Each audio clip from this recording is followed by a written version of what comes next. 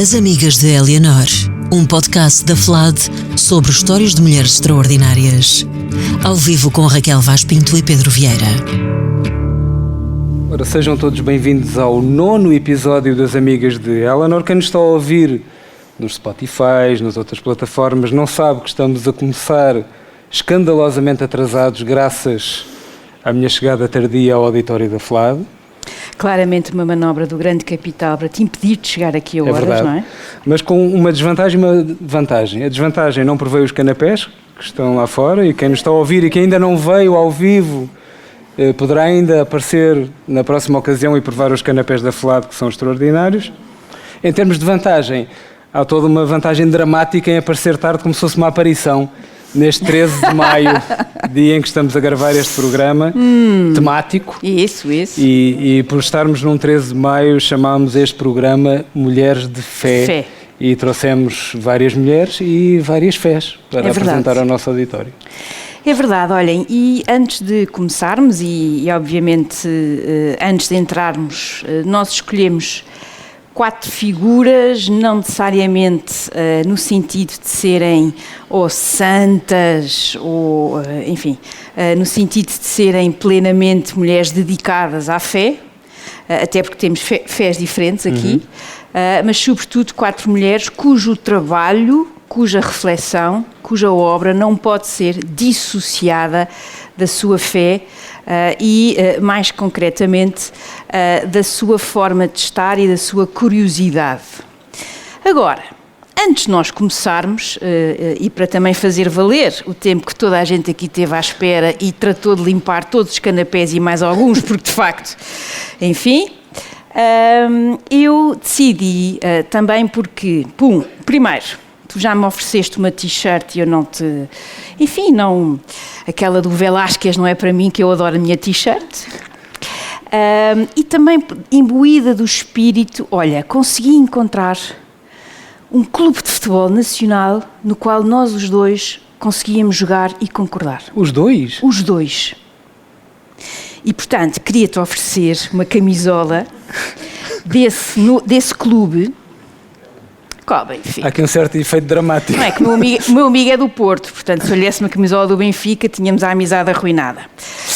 E, portanto, um amigo, o chamado Carlos Vieira Reis, tem um site e faz da sua vida camisolas espetaculares de futebol. E, para comemorar os 50 anos do 25 de Abril, decidiu criar esta camisola do Abril Futebol Clube.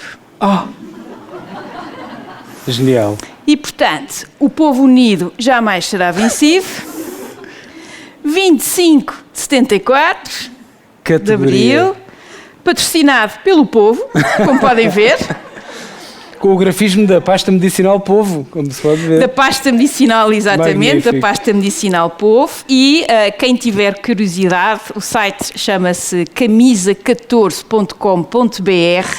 Tem as camisolas mais bonitas, lindas do Eusébio, do Cruyff, do Sócrates, tu já vestiste. Certo. Pronto. E, portanto, Genial. amigo... Muito obrigado. Eu não vou vestir agora porque tenho... Quem não está a ver-nos não sabe que temos penduricalhos.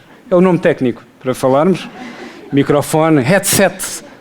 Mas vou cobrir-me com esta camisola até ao final da nossa gravação. Muito Pronto, obrigado. E eu queria ter dado no anterior, que dava para o 25, não chegou a tempo, pronto, mas lá está, a liberdade comemora-se todos os dias, portanto, estamos em linha. Pronto, e depois deste pequeno momento, só para pôr isto em marcha, vamos então começar. Nós escolhemos 4 figuras, Helen Keller, Etty Hillesum, escolhemos também Rainha Cristina da Suécia e, por último, Anna Komnene. São 4 figuras muito diferentes entre si e eu sei que nós nos queixamos muito, a lamúria, todos os episódios, dizendo isto foi tão difícil escolher.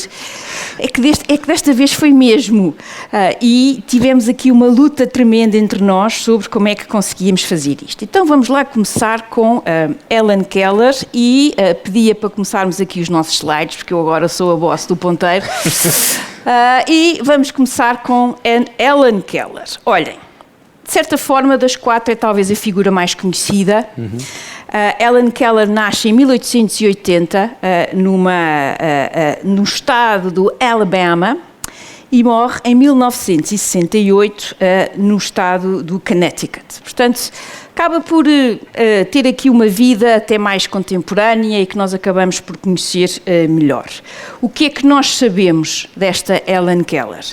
Aos 18, 19 meses de idade perde a audição e perde a visão, portanto fica surda-muda, devido ao que se pensa ter sido uma espécie de meningite. E ela, depois, mais tarde, em 44, explica muito bem aquilo que sentiu ao longo da sua vida, que foi viver numa masmorra dupla, a escuridão e o silêncio. Aos seus 7 anos, entra em cena a professora, enfim, eu sou um bocadinho parcial em relação às professoras, não é? Mas esta mudou-lhe a vida completamente, Anne Sullivan, e o que é facto é que, ao fim de 3 anos, Helen Keller começa a tentar aprender a falar, que é extremamente difícil para quem não ouve e, portanto, não tem noção do que é que está a pronunciar, o tom que está a utilizar, como é que consegue falar. Ela vai entrar na escola Perkins para os invisuais, em Boston, por recomendação de um tal de Alexander Graham Bell, que nós conhecemos pelo telefone, que ela conhece desde os seus 6 anos. Nós conhecemos esta grande figura, mas também não conhecemos muitas vezes o facto de a mãe de Alexander Graham Bell era surda e, portanto, ele especializou-se também, para além de ser um inventor espetacular, especializou-se também em conseguir comunicar e ensinar as crianças que eram surdas. E, portanto, esta recomendação começa logo ali, nesta tenra idade. 10 anos, conhece pessoas muito interessantes, tem um grande impacto na sua vida, o poeta Oliver Wendell Holmes, e começa ou seja, nós sentimos, e a forma dela escrever, há uma barragem que se abre em termos de aprendizagem. Ela começa a aprender línguas, começa a aprender, vejam bem o nível, latim e alemão, assim logo de entrada.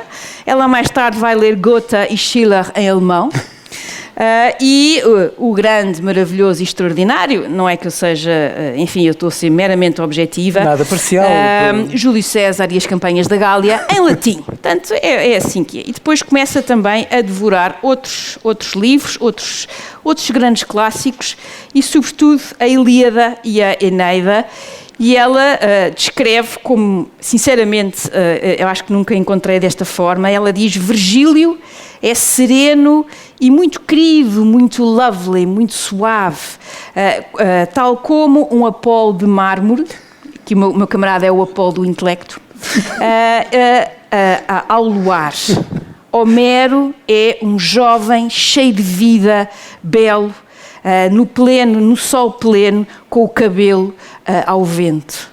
É de uma sensibilidade esta mulher, porque ela de facto consegue apanhar bem as qualidades dos livros fundacionais da nossa história. Ela gosta de Aristófanes, que a mim me parece bem. Ela gostou imenso de ter lido o Guilherme Tell, Burke, Shakespeare, em particular Hamlet e Macbeth. Poemas e, como diz no livro que eu aqui estou a usar, e o New York Times. Aos 14 anos, conhece um tal de Samuel Clemens, que nós conhecemos como Mark Twain. Nós fazemos sempre pessoas com grandes agendas, né? Que relacionam-se com este e com aquele. O intelecto puxa o intelecto. Puxa, né? E Mark Twain diz isto sobre ela. As duas figuras mais interessantes do século XIX são Napoleão e Helen Keller. Napoleão deve estar neste momento com as orelhinhas a arder.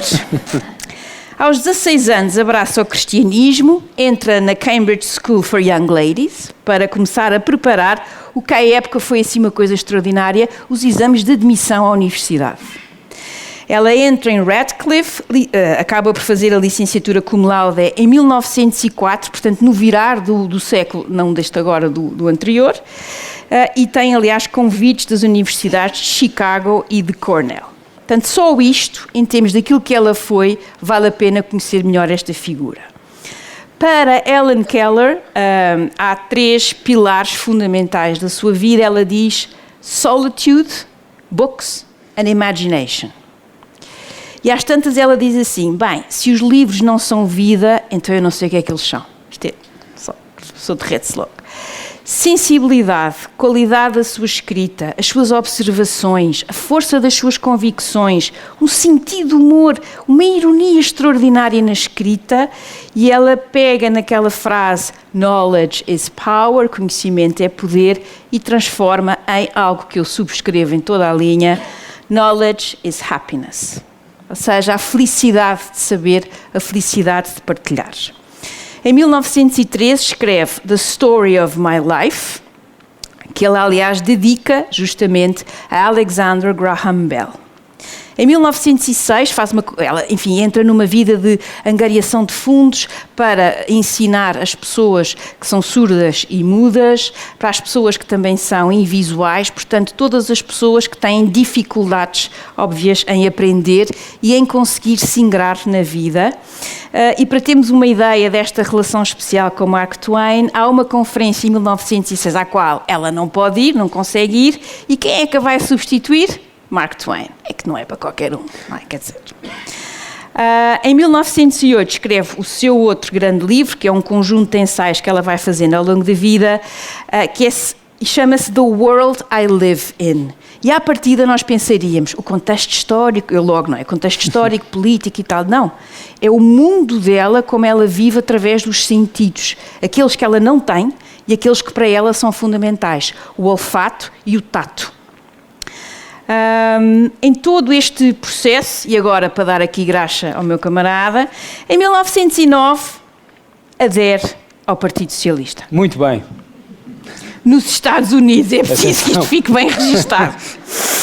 Sim, não é do português. Não, isso era peanuts. E é um pacifismo que só será quebrado em 1939, perante a Segunda Guerra Mundial.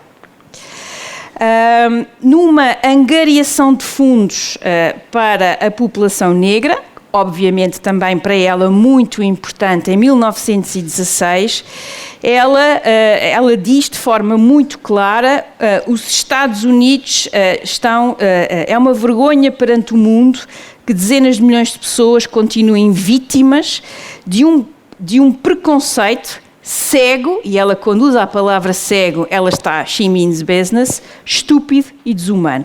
Como é que nós nos podemos chamar a nós próprios cristãos? Filmes, Hollywood, onde ela conhece uma figura que ela gosta imenso e diverte-se bastante em todo aquele processo. Vaudeville, ou seja, grandes shows e por aí fora, o último em 24, ensaios, conferências, comícios, militância e um volume que parece um caudal, pai do Amazonas, de cartas que ela escreve. Doutora honoris causa, primeiro pela Temple University, onde aliás conhece um tal de H.G. Wells, que a considera the most wonderful being in America. Isto é só colecionar. Depois Glasgow e depois em 55 é a primeira mulher a quem Harvard atribui um doutoramento honoris causa. Tours pelo mundo fora. Ela vai, vocês não estão bem a ver, superstar total. Médio Oriente, continente africano, América Latina, Europa, a pessoa perde o número de vezes por onde ela anda, vai ao Japão 2 vezes, primeira vez em 37 e a segunda vez em 48, e as suas observações em Hiroshima e Nagasaki, 3 anos depois das bombas atómicas, são de uma sensibilidade extraordinária. Portanto, Helen Keller não só conseguiu dar a volta àquilo que seria à partida 2 limitações que seriam terríveis para qualquer pessoa, num século ou num final de um século no qual este tipo de ajuda, este tipo de apoio era extraordinariamente difícil, como ela tem uma forma de escrever fortíssima e mais, ela escreve, a escrita dela é de uma sensibilidade de facto que nos deixa completamente embevecidos, mas de certa forma no início um bocadinho surpresos, mas depois entramos na onda e é absolutamente extraordinária. E eu queria só, para rematar esta figura, para quem a sua fé foi de facto uma dimensão muito importante, ela rejeita por completo algo que durante séculos foi, infelizmente, muito comum, a ideia de que uma pessoa, por ter à partida nascido por ser diferente, era à partida castigada por Deus, ou fosse o que fosse, e portanto ela luta muito contra esse tipo de preconceito. E há aqui dois aspectos com os quais eu gostava de terminar esta figura. Primeiro é quando ela sabe, em 33, que um dos seus livros, ou alguns dos seus livros, foram contemplados de forma espetacular por um tal de Hitler numas certas fogueiras. Porque pensem bem, para o nazismo e a ideia da super-raça, da raça ariana, uma pessoa ser surda e muda à partida significaria que essa pessoa não merecia viver. E quando ela sabe que os seus livros foram contemplados na fogueirinha, ela diz, falando para Hitler, evidentemente para o ar, "Do not imagine your barbarities to the Jews are unknown here. God sleep not, and he will visit your judgment upon you."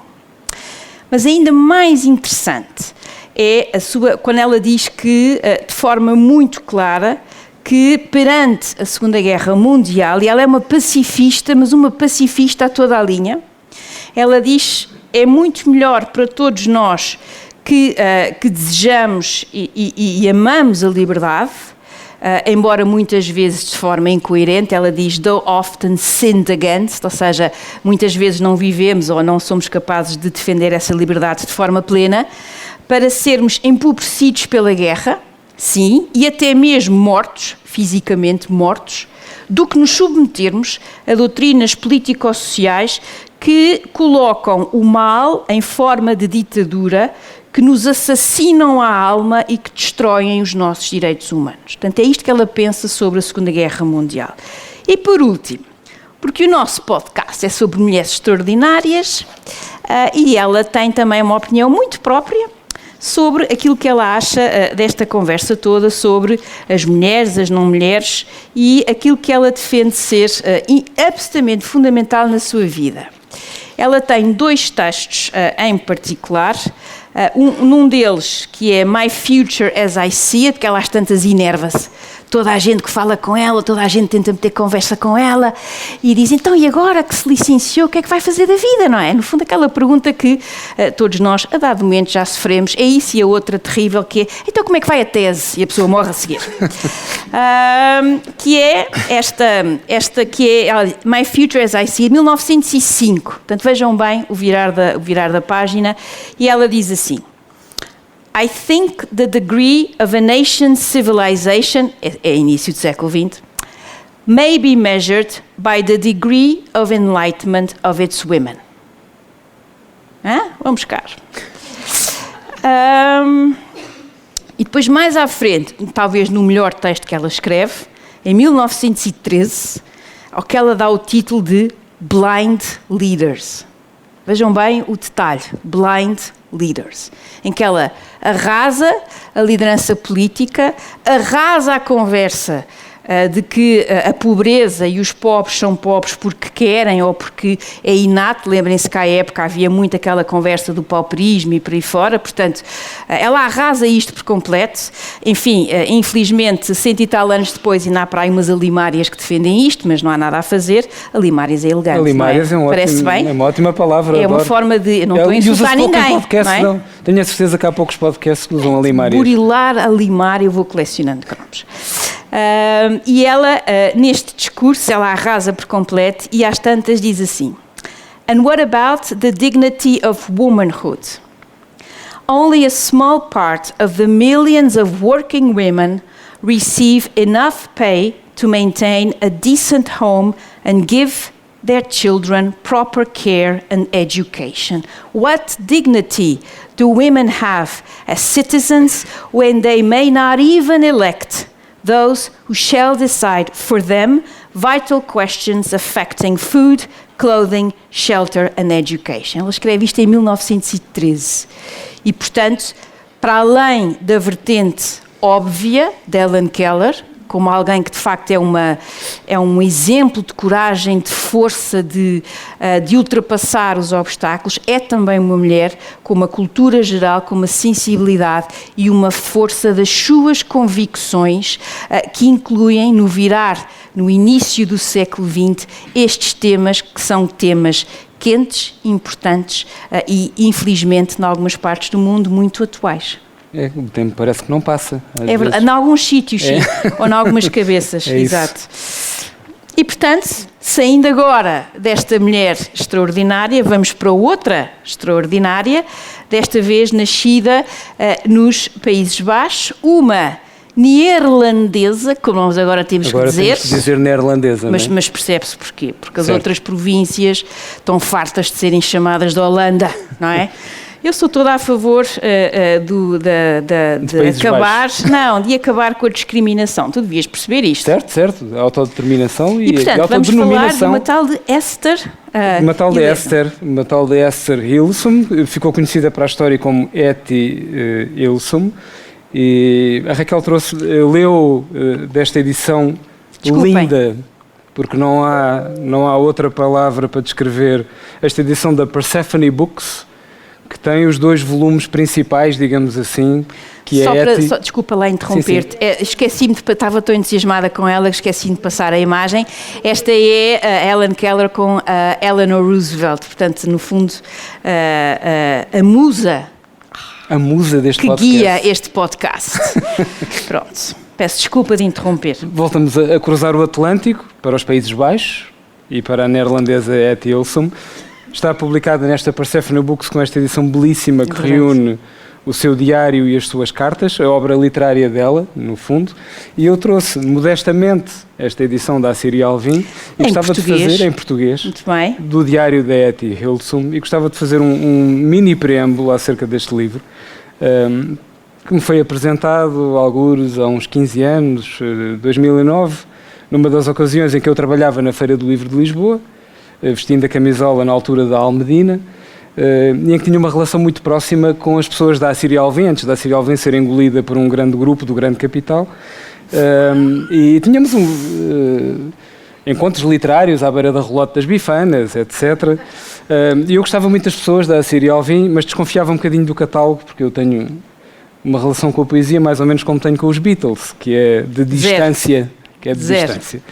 E a determinada altura o vendedor da Assíria Alvim, um comunista empedernido, portanto, uma pessoa super certa, pelos teus padrões, certo? Os meus padrões, disse-me, tens de ler o diário da Etty Hilsum. E eu, mas o que é o diário da Etty Hilsum?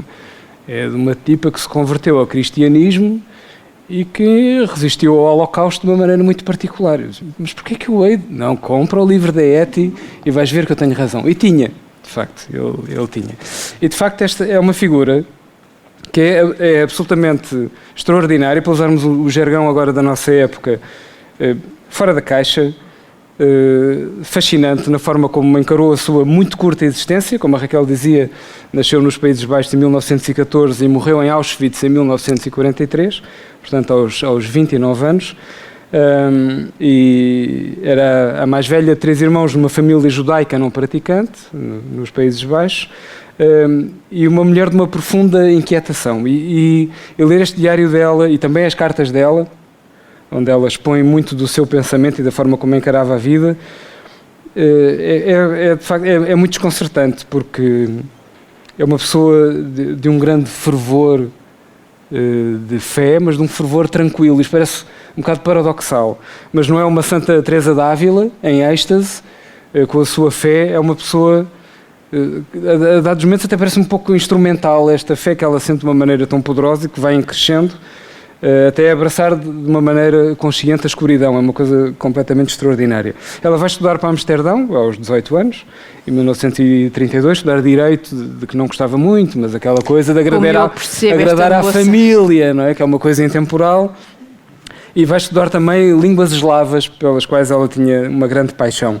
Aliás, a literatura é muito importante na vida da Etty Hilsum. Gostava muito de autores como Lermontov, o Pushkin, tudo figuras trágicas. Dostoiévski, e a sua relação também com a fé, com a religião, com a consciência, com a culpa, com tudo aquilo que nós conhecemos do Fyodor, o exílio, a redenção, a relação com a quase Bíblia. Morte, naquela brincadeira que ia correndo mal. Exatamente, e portanto admiradora também do Rilke, do autor de língua alemã, Rilke, que era também profundamente lírico e que cunhou até um termo que é o espaço cósmico interior das suas personagens, e este espaço cósmico da Etty Hillesum foi em crescendo, numa época em que se acumulavam as nuvens. Portanto, ela vai em 32 para Amsterdão, no ano seguinte Adolf Hitler já está no poder em Berlim, e portanto imagine-se o que era esta atmosfera dos anos 30 nesta zona da Europa.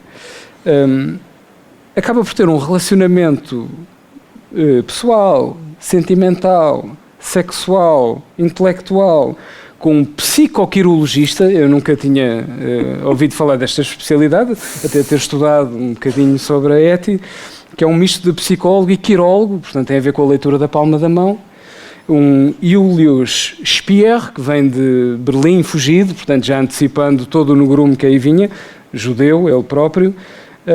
E é nestas sessões de psicoquirologia, que mais tarde passam a ser apenas de psicologia, porque ela põe a quirologia um bocadinho de parte, este discípulo do Carl Jung, com quem ele estudou na Alemanha, convence-a a determinada altura a escrever um diário. E é então, já só em 1941, que ela, inspirada pelos seus heróis literários e pelo cristianismo dos seus amigos, e também de alguma maneira de Julius Spier, de ascendência judaica, mas com quem fala muito sobre Santo Agostinho. Ela vai se interessando pela obra dos padres da Igreja e de uma série de pensadores do cristianismo, e agarra-se ao divino num tempo cada vez mais sombrio, até porque antes dela começar o seu diário, os nazis, entretanto, invadem os Países Baixos, entre outros territórios da Europa. Esta figura, então, convence-a a abraçar a escrita, e a escrita, como eu disse no início, ela morreu em 1943 em Auschwitz, portanto circunscreve-se basicamente a 2 anos de escrita do seu diário e destas cartas que troca com os seus próximos. E ela sente uma espécie de... Há aqui um sentido mais ou menos, parece meio perverso. Quanto mais a Europa se torna escura, ela sente-se mais iluminada interiormente. Isto é absolutamente fascinante. E em 1942, decidindo que tem que ter uma missão, e não só uma missão de escrita e de espiritualidade interior, ela decide então pôr-se ao serviço do chamado Conselho Judaico, que é mais ou menos uma instituição de intermediários, portanto, composta sobretudo por pessoas da classe alta judaica nos Países Baixos, que são um bocadinho os interlocutores entre quem irá ser transportado primeiro para campos de triagem, depois para campos de extermínio, e os executantes dessa política nazi. E, portanto, ela torna-se datilógrafa deste Conselho Judaico, mas percebendo rapidamente a iniquidade disto, em que a classe alta tenta defender-se ao máximo e começa a deixar encaminhar as classes desfavorecidas judaicas imediatamente para campos de extermínio. Portanto, ela abandona, ao fim de 15 dias, esta tarefa, e torna-se voluntária num sítio absolutamente... Enfim, é difícil de qualificar, não tenho um adjetivo. Vai para o campo de triagem, entre aspas, de Westerbork, nos Países Baixos, oferecendo-se então para ajudar as pessoas que estão em trânsito, e que na altura muitas pessoas já sabiam qual seria o destino dessas pessoas, e ela vai tentar oferecer uma espécie de conforto físico e espiritual a estas pessoas, e ficará lá durante mais de um ano. O que é que ela leva consigo nesta altura? Uma Bíblia, por causa de Dostoiévski, aliás, o único livro que ele leva quando é exilado na Sibéria, com os seus trabalhos forçados, uma tradição russa com muitos pergaminhos. Sim, uma coisinha ligeira, que agora não acontece. Agora nunca aconteceu. Não, agora nunca aconteceria. Não. É um sítio que tem eleições e tudo. Isso. E, portanto, leva uma Bíblia, leva 2 livros do Rilke, e é o seu alimento suficiente para este período. Eu não tenho feito muito isto, mas eu vou ler passagens, estou no meu processo. O meu PrEC, né? Isto chama-se o processo de conversão do 13 de maio de Pedro Vieira. Processo de radicalização em curso. é o meu PREC, como já referi aqui a determinada altura. Cita-se, foram precisos 9 episódios para te pôr a citar. Isto é obra. Isto de facto é absolutamente imperdível, porque a determinada altura as pessoas próximas de Et Ilsum, e como muitos o fizeram, podendo fazê-lo, porque afinal de contas fazia parte de uma classe privilegiada, diziam que ela estava a entregar nas mãos dos seus carrascos e do inimigo, e estavam a fugir, ou a passar à clandestinidade, ou tentar fugir dos Países Baixos. E ela escreve o seguinte no seu diário: muita gente me acusa de indiferença e passividade e diz que me rendo de mão beijada, e dizem: cada pessoa que consiga escapar às garras deles deve tentar fazê-lo, e é uma obrigação, e eu tenho de fazer alguma coisa por mim mesma. Esta é uma frase que não bate certo. Neste momento toda a gente anda com efeito ocupada a tratar da vidinha, a fim de se safar, e no entanto é preciso que um certo número, um grande número até, vá. E o esquisito é o seguinte: eu não tenho a sensação de estar presa nas garras deles. Não sinto que esteja nas garras de ninguém, só sinto estar nos braços de Deus. Isto, de facto, é uma entrega e de uma esperança absolutamente extraordinária. Eu, ateu, confesso, e muito desconfiado dos fenómenos ligeiramente da espiritualidade, é impossível não ficar desarmado com este abraçar da escuridão. E de determinada altura ela diz no seu diário a possibilidade de viver uma vida plena desta maneira. O que, isto já nós falámos sobre isto aqui várias vezes, nos põe um bocadinho no nosso lugar, não é? Quando a pessoa se queixa: hoje cheguei atrasado, vou puxar a brasa à minha sardinha, estou um bocadinho chateado com o meu chefe. A equipa não foi campeã este ano. Exato, e portanto esta forma de encarar a vida plena é absolutamente extraordinária. E portanto tudo se vai agravando. Ela vem em setembro de 42 a Amsterdão, porque entretanto o Julius Speer morre nessa altura, e acaba por regressar ao campo de Westerbork para continuar a sua tarefa, a sua entrega no coração do mal. Vais ler outra citação? Tenho outra passagem. E tenho outra passagem a propósito disto mesmo. E que tem a ver com esta possibilidade de transcender o material. Isto, de facto, é extraordinário. Diz assim, em junho de 42... Já as coisas deviam estar um bocadinho azedas, imagino. Assim. Junho de 42. Junta as tuas mãos, Raquel. Isso, estou preparada. Esta manhã passei de bicicleta pelo Stadionkade e desfrutei do vasto céu, ali nos limites da cidade, e inspirei o ar fresco e não racionado.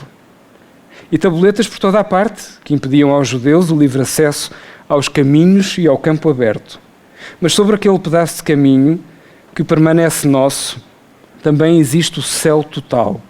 Não nos podem fazer nada. Não nos podem fazer realmente nada. Isto, de facto, é de uma mente absolutamente livre, com uma esperança transcendental. Aqui já obrigado a usar a estrela amarela, portanto, em junho de 42, os judeus holandeses já eram obrigados a usar a sua estrela. Atualiza. Neerlandeses. E, de facto, ela continua a escrever o seu diário e depois regressar ao campo de transição, entre aspas. Escreve, as últimas entradas são em outubro de 42, e depois há um pós-fácil ao seu diário, e é conhecido da historiografia, que ela e vários elementos da sua família são deportados para Auschwitz no dia 7 de setembro de 1943, onde ela acaba por morrer 2 meses e pouco depois disto. E, portanto, basicamente ciente do que ia acontecer-lhe, ciente do que ia acontecer aos seus próximos, mas sempre esperando deixar, através do seu diário, acho que não há forma de não pensar que ela vai entregar este diário como um legado. Não me parece que seja um tipo de diário de adolescente que não vou mostrar o meu diário a ninguém. Ninguém vai saber dos meus pensamentos. Acho que é exatamente o contrário, é deixar um testemunho absolutamente fascinante e cultivador de esperança, que é uma coisa de que eu desconfio também com muita frequência. O diário ficou entregue, sim, a um dos seus amigos neerlandeses.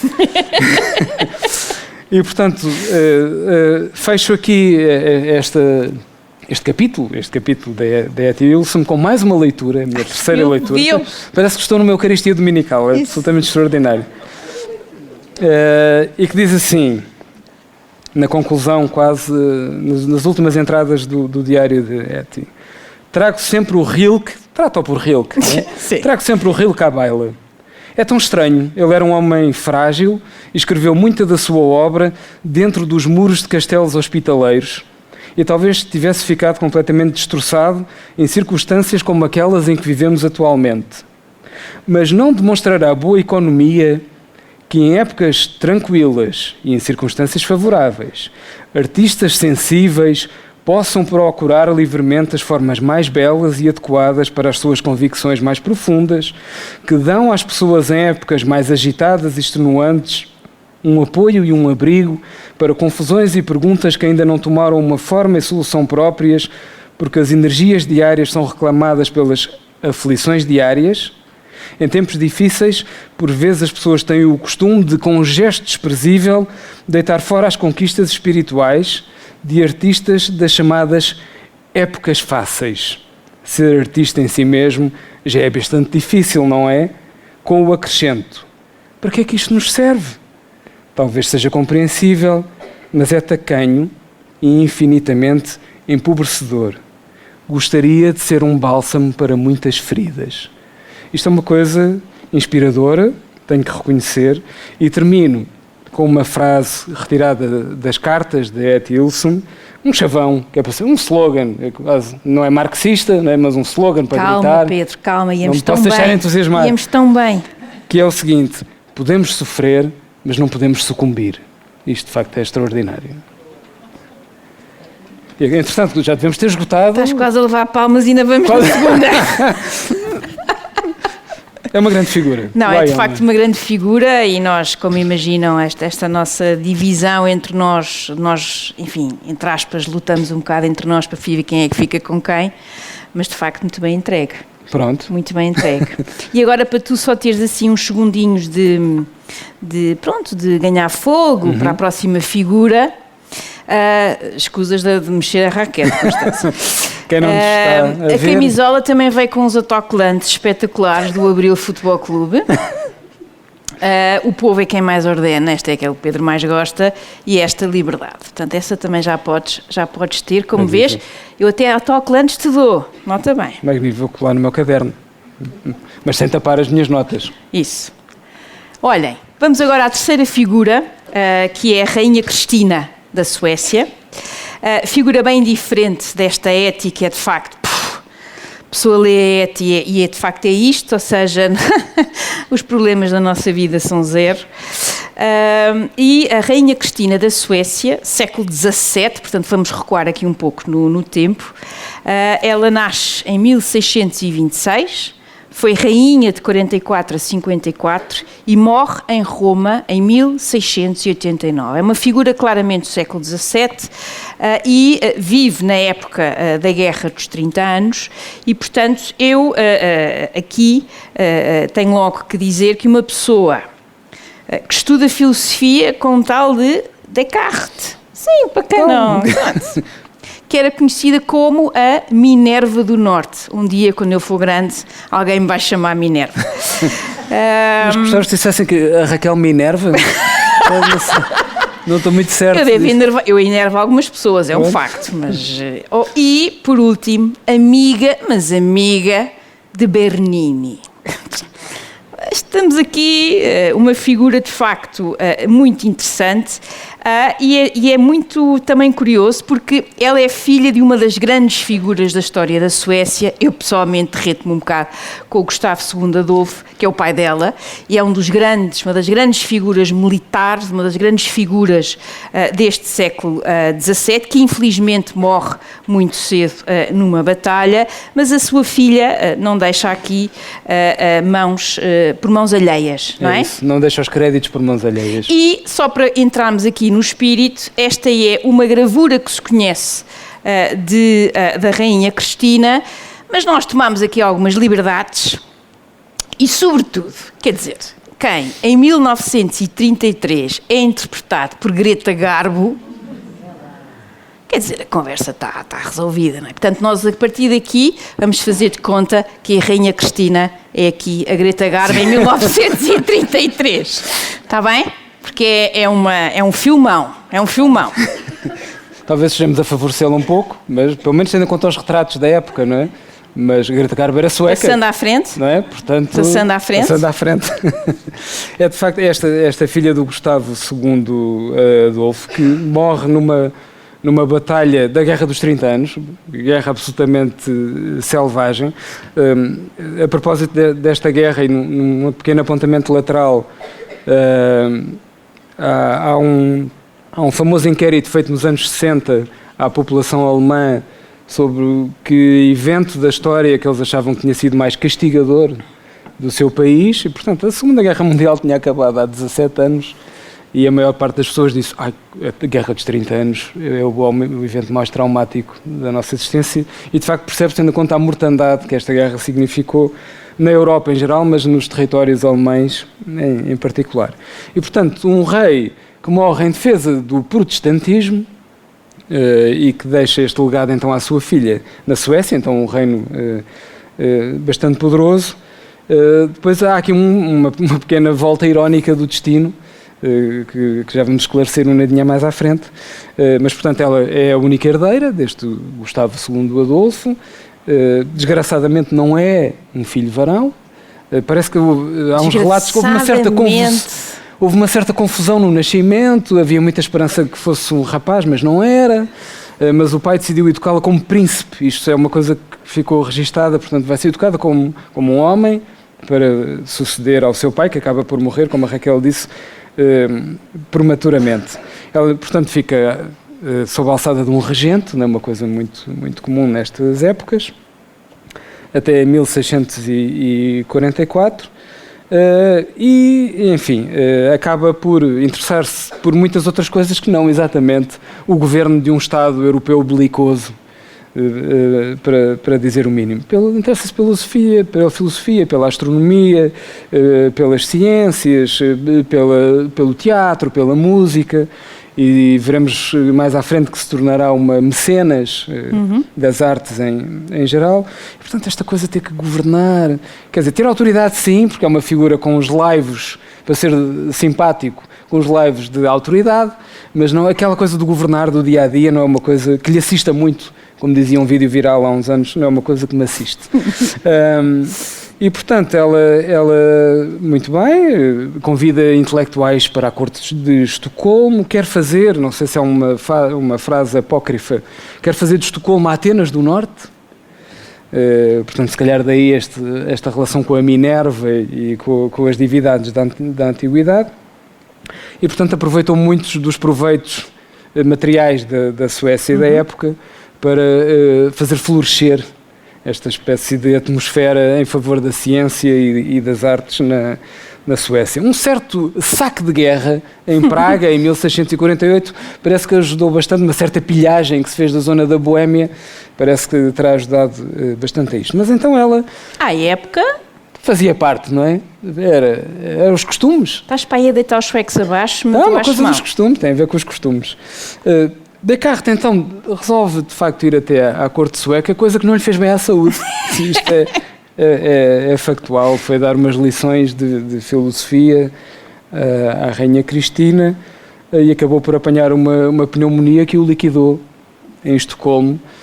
E, portanto, sítios piores. Penso logo, constipo-me, e isto acabou por correr muito mal a René Descartes, que acabou por morrer, então, longe da sua terra natal. Mas, portanto, é todo este caldeirão cultural que esta mulher extraordinária cultiva, até que em 1654 decide deixar de governar.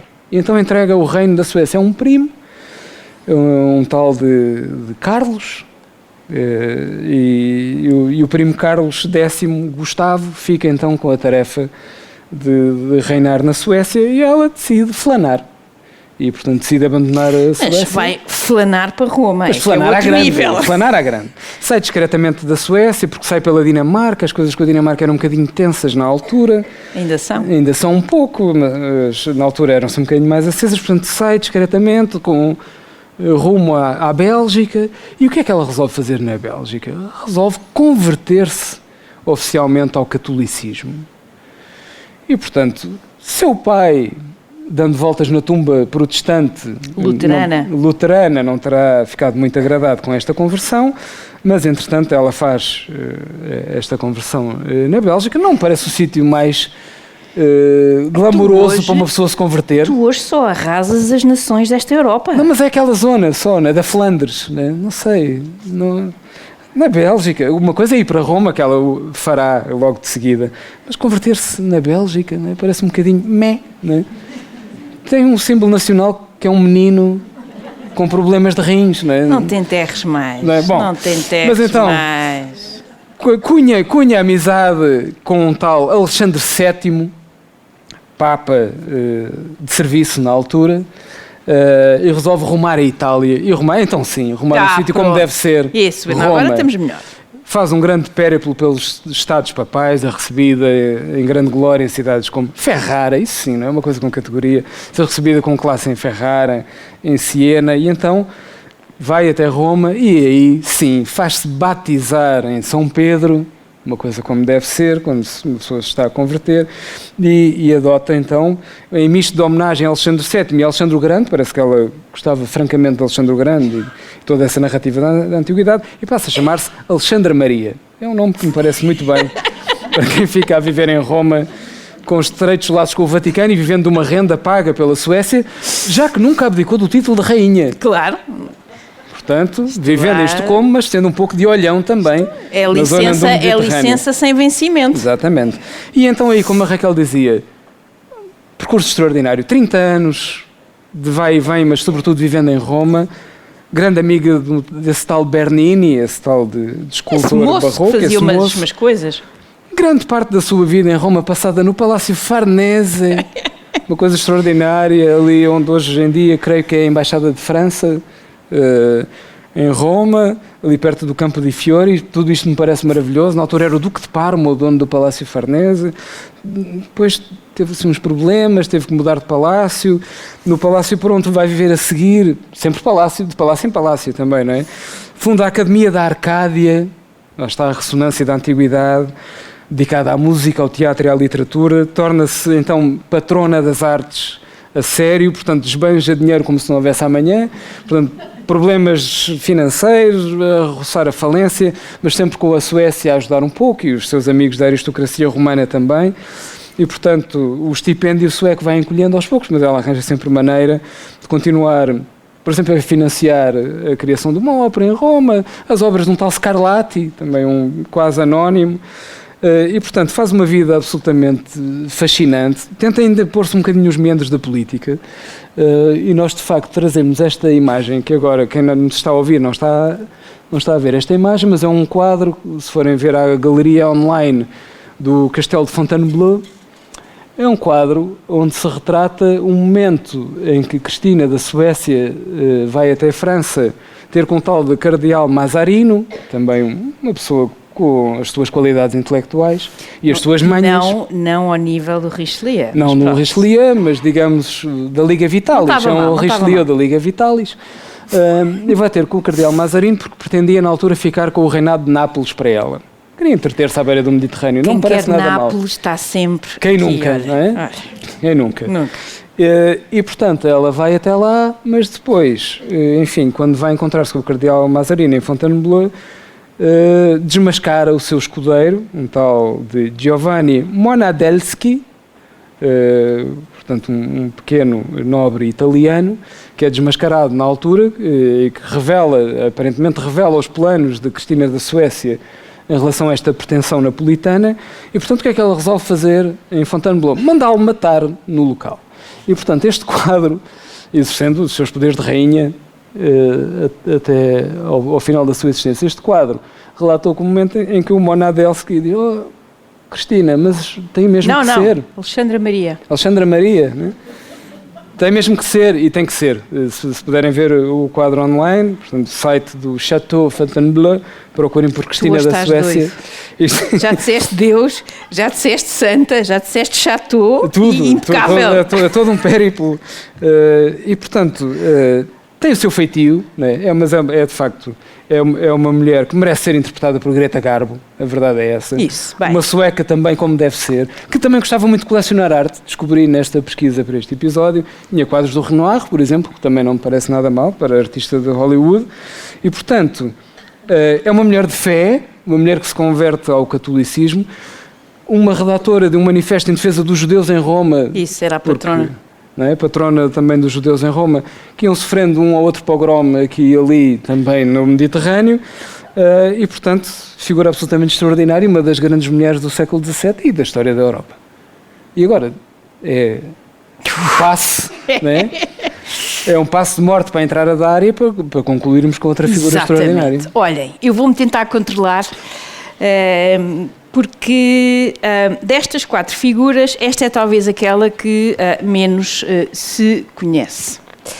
E vou falar-vos de Anna Komnene. Esta Anna Komnene nasce em 1083, portanto nós regressamos aqui ao século XI, e morre em meados do século XII.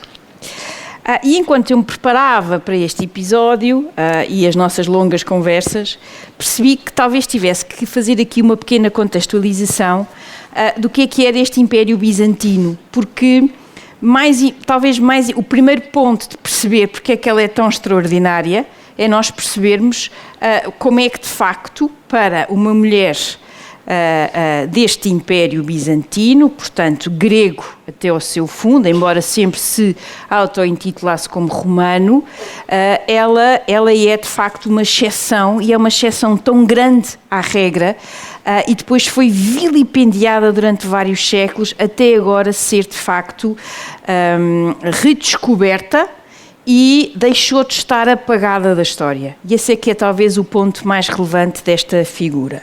Olhem, ela escreve uma obra, chama-se Alexíada, ou seja, em honra do seu pai, Alexios, ou em português, penso eu, Aleixo. Eu vou manter o Alexios, que acho mais dentro do espírito. Portanto, o pai dela é imperador, e ela é uma figura que, neste sentido, ou seja, neste processo, ela nasce, em termos, a palavra aqui importante é púrpura, ou seja, o lado imperial. Quando nasce é prometida a um Constantino Ducas, filho de um dos imperadores que tinha sido deposto, e vai viver, como era a tradição, aos 7 anos para a casa da futura sogra, mas o Constantino morre antes do casamento ser celebrado. E, portanto, ela depois vai casar com Niceforos Briénios, em 1097, há então com a idade normal desta época, que era com 14, 15 anos. Casamento felicíssimo, com 2 filhas, 4 filhos, e, muito importante, um marido igualmente intelectual, que compreendia e incentivava a curiosidade intelectual da sua mulher, que à época é raríssimo.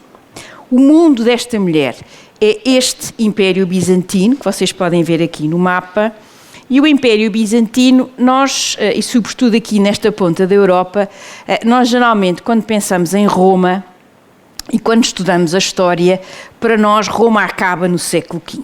Ou seja, 476, depois de vários saques, várias reviravoltas e tal, o pobre de Rómulo Augusto, e acaba-se o Império Romano.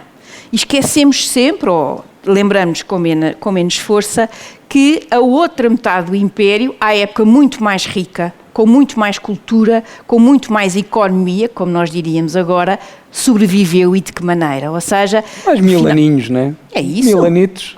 Não, é que Roma, se nós pensarmos bem, give or take, 500 anos da República, certo? Certo. Mais 500 anos do Império, mais 1000 anos dos bizantinos, são 2000 anos da nossa história. Assim, só para pôr a coisa... Só para situar. Não, e sempre que alguém me fala, o declínio dos Estados Unidos, a resposta que a pessoa pode dar é bolas. Até Roma caiu, quer dizer, isto calha a todos mais cedo ou mais tarde. Em termos práticos, este Império Bizantino tem o seu grande, a grande ameaça, aquilo que vai de facto enfraquecer o Império Bizantino. Vocês podem ver aqui a linha encarnada, eu só escolhi este mapa por causa do encarnado, foi assim uma coisa ligeira, é a extensão máxima do Império, ainda na fase do século VI com o Imperador Justiniano e um tal de Belisário, figura extraordinária, mas é interessante porque são os últimos imperadores deste Império, passo a repetição, que falam latim. A partir de agora, ou seja, a partir do século VI, nós passamos a ter este império que fala, e percebe-se também pela proximidade grega, é um pilar grego. E daí nós falarmos do Império como bizantino, porque falamos de Bizâncio, a colónia grega, que depois o tal de Constantino vai transformar em, apenas coincidência, Constantinopla, não é? Ele ainda pensou em Nova Roma, mas depois foi convencido a deixar Constantinopla, deve ter gostado Se vocês querem. Vocês querem mesmo, várias petições. Não me empurrem. Não me empurrem que eu não salto. Este lado grego. E, portanto, este império, contrariamente ao que nós possamos pensar, ele acaba por ser, como todos nós sabemos, conquistado em 1453, data fatídica para a história da Europa, porque os otomanos conquistaram Constantinopla no dia 29 de maio, não me lembro as horas neste momento. O que é facto é que, muito antes dos otomanos, este império já está muito enfraquecido. E a culpa dessa fragilidade não é dos muçulmanos e dos otomanos, é de uns tais de cruzados que, com a primeira cruzada no final do século XI, passam a estar presentes naquela zona que agora, como nós todos também sabemos, é uma zona muito pacífica, ali na zona da Palestina e arredores, vão fazer aqui uma rivalidade ao império, a este império que é obviamente ainda por cima, na lógica da época, não é católico, é ortodoxo. O grande cisma dá-se em 1054, ou seja, de um lado os católicos, do outro lado os ortodoxos. Isto para explicar que neste contexto há uns primeiros, enfim, turcos, ainda não são os otomanos, que eu pessoalmente adoro, mas que ainda não são estes, são assim tipo um appetizer, são os seljúcidas, que em 1071 dão um tarião monumental aos bizantinos, em 1071. To cut a very long story short, os bizantinos entram em pânico, e decidem pedir ajuda, deve-lhes ter custado horrores, depois do cisma de há poucas décadas, pedem ajuda a Roma. Peter Frankopan conta esta história de forma magnífica, porque ele diz, aqui, o Papa percebeu claramente que era a hipótese de engolir aquela malta com a mania que fala grego e que é superior, e, portanto, vamos engoli-los. E ele diz-nos, é aqui que se começa a dar a transferência decisiva de poder do Oriente para o Ocidente em termos de Mediterrâneo, de onde até hoje nunca mais saiu em bom rigor.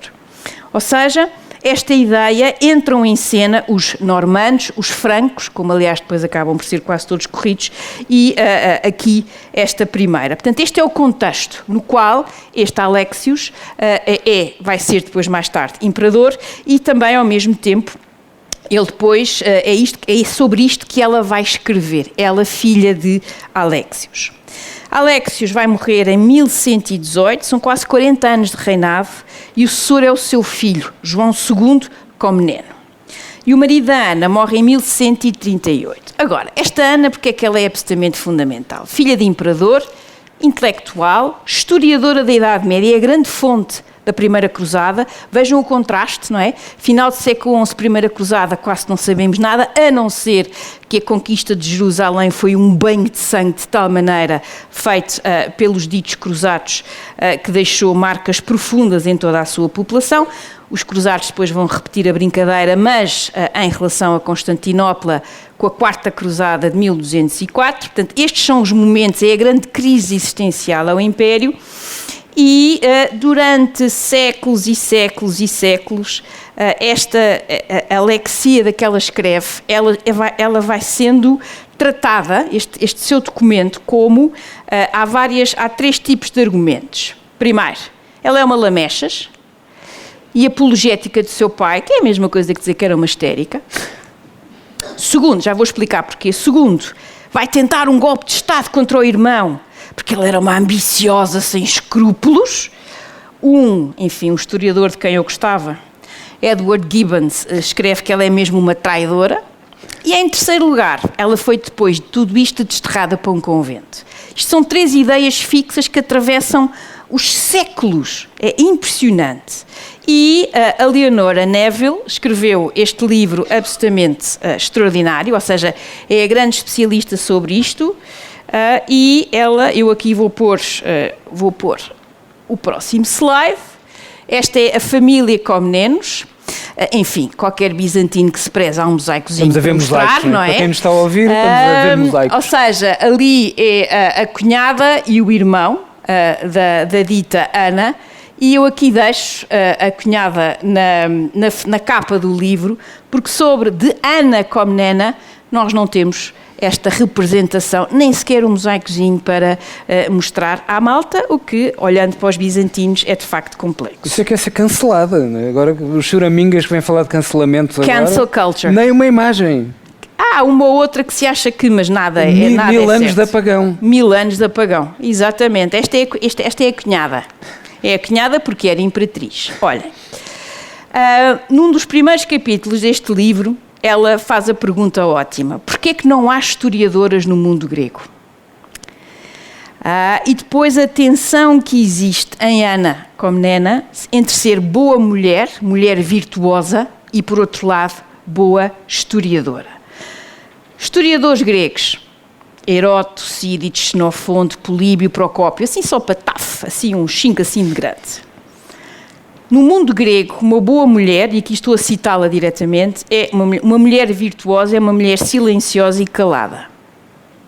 Um bom historiador é um historiador que baseia nas suas observações diretas e na pesquisa, na investigação que faz, juiz e avaliador das ações dos homens. Isto é a definição de um bom historiador para os gregos. E então, aqui a nossa Leonora, que eu já a trato assim, diz-nos assim: então, se uma mulher virtuosa não pode andar sozinha, como é que pode entrevistar os intervenientes da história? Se está, isto agora por acaso esta parte fui eu, se está na cozinha, como é que pode descrever ou ter participado nas discussões e nas decisões que levam à história? E mais, sem educação clássica e instrução, nem sequer conseguiriam escrever fosse o que fosse. Ou seja, esta é uma mulher que vai sair completamente fora da época e fora do mundo no qual ela vive. A entrada da sua Alexíada, não é? Ela faz uma entrada a Tucídides e a Heródoto, e eu já vou rapidamente ler essa parte. E como é que ela ataca tudo isto? Ela, por um lado, exibe alguma fragilidade. Ela, quando descreve as saudades do seu pai e do seu marido, escreve coisas como: agora vou limpar as lágrimas e continuar a escrever. Daí aquela conversa dela ser uma lamechas, quando isso o que faz é trazer-nos, nós estamos a ler o livro dela e nós percebemos, bem, toda a gente sente o dia-a-dia, como é que ela está a fazer. Outro capítulo deste livro que é perfeito é isto: Ana Comnena é isto, chorar como uma mulher e escrever como um homem. Ela é filha de um imperador, portanto ela arranca com esta, ela está sempre a reforçar isto. Porquê? Porque isto permitiu-lhe o quê? Estar presente nos momentos-chave, observar de forma direta e ter acesso às fontes e aos arquivos. Ninguém lhe barrava a entrada nos arquivos, estão mesmo a ver, não é? Havia de ser bom. E ela faz uma coisa que à época os seus colegas da academia não era normal, que era citar o que nós hoje chamaríamos fontes primárias. Ou seja, ela lê os documentos, lê as minutas, os bizantinos adoravam registar tudo, e cita-os, que é espantoso. E, portanto, ela com isto, ela acaba por conseguir fazer todo este percurso, o que nós hoje chamaríamos fontes primárias da história. E depois, ela vai para um convento que foi fundado e patrocinado pela sua mãe, o que significava, ao contrário do que nós possamos pensar, desterrada para o convento. Qualquer, ela vivia num apartamento à parte, fazia a sua vida e podia receber todo um conjunto de testemunhas à época, sem ter amassada de a estarem a chatear com a conversa de a receber homens e não sei o quê, isto é péssimo. Portanto, todas estas fases da sua vida são extraordinárias para nós percebermos Quando ela morre, é encomendado um elogio fúnebre a este Gheorghe Torniques, e ele tem muita dificuldade em conseguir caracterizar, mas ele diz, porque esta mulher é de facto fora de tudo, e ele escreve, uma estrela acima de todas as outras, que brilha mais que todas as outras. Esta mulher é um novo sol no mundo das letras, e acaba por apelidá-la de Fênix, ou seja, de alguém que renasceu enquanto, depois da morte do marido, depois de estar longe do poder. E, sobretudo, esta sua história vale imensa pena ler, porque ela diz de forma muito clara, ela não só nos explica este mundo do fim da primeira cruzada, o início do fim dos bizantinos, ela percebe isto primeiro que penso eu, que ninguém, e ela diz, esta estratégia de contemporizar com estes cruzados, isto vai-nos correr mal. Vai-nos correr mal. Para Anna Comnena, eles não só não são de confiança, como têm que ser combatidos. E aquilo a que a Leonora chama a política externa anti-ocidental. Para Anna Comnena, estes cruzados são muito mais perigosos que os muçulmanos, os turcos. Porque aqui também entra o lado. Primeiro, Constantinopla e os bizantinos são um império riquíssimo, portanto, os despojos de guerra sempre. É isso que depois motiva Veneza, liderada por uma das figuras mais extraordinárias da história, um senhor com mais de 90 anos e completamente cego, chamado Enrico Dandolo, que liderou a Quarta Cruzada, que supostamente ia libertar Jerusalém, mas passou em Constantinopla e limpou Constantinopla. E, portanto, ela vê isto. E ela diz, aliás, vejam como é que os cruzados não devolveram Antioquia ao próprio Alexios. Talvez também por esta apreciação negativa dos cruzados e do Ocidente, vários autores, um deles no início do século XX, aliás, lá está, quando esta coisa, mulher, não sei o quê, tarará, lá vem a conversa do costume, que é a Medeia. Não falha, se a pessoa lê Medeia, já percebeu tudo. Mas para vos também conseguir traduzir o que é que de facto ela representa, eu queria só ler aqui o início desta sua obra. Ela conhece muito bem os gregos antigos. Ela, aliás, começa esta obra, que é portanto, uma história bastante profunda, com os gregos antigos. Portanto, ela é muito clara e ela diz que escreve esta história para não deixar os factos caírem no esquecimento. E depois diz assim: Now I recognize this fact. I, Anna, e agora vejam, the daughter of two royal personages, portanto o pai e a mãe, Alexios and Irene, born and bred in the purple. Portanto, eu sou filha de imperador.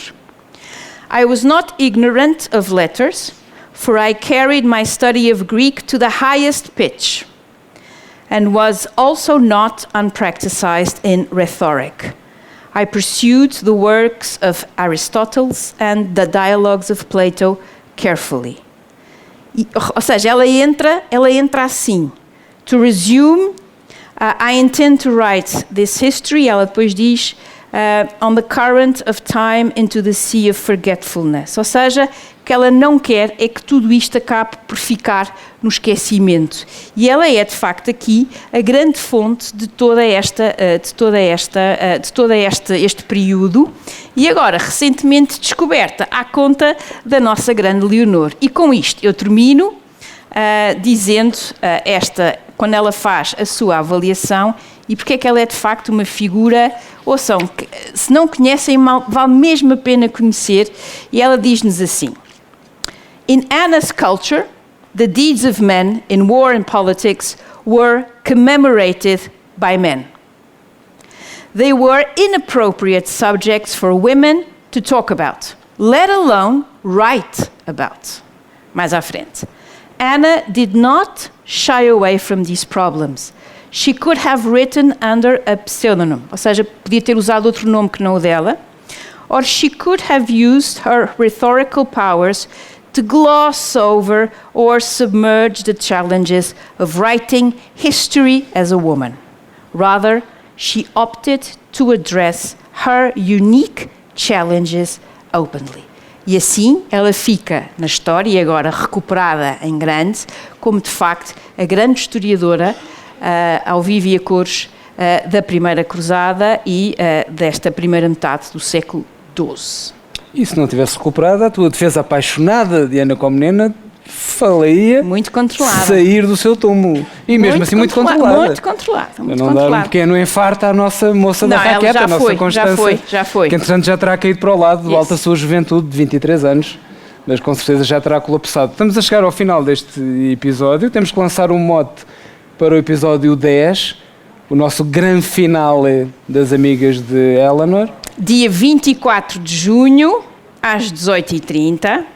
Nós decidimos fazer, vai ser uma surpresa, o que é que vamos fazer, mas queria só deixar aqui mais uma vez, como diz uma amiga nossa, isto está tudo ligado. O episódio é o 10, no dia 24 de junho, que é, no meu calendário, o dia no qual nasceu um dos grandes santos da atualidade, um santo de seu nome, Lionel Messi, que fará anos nesse dia. E portanto, São João, na 24 de junho. São João, no meu calendário é Santo Messi, e portanto fundimos aqui de certa forma a religião, o ritual e o futebol, que acaba por também ter esse elemento do ritual e do sofrimento, sobretudo no ano em que não se é campeão. Pronto. Calha-nos aos dois este ano. Calha.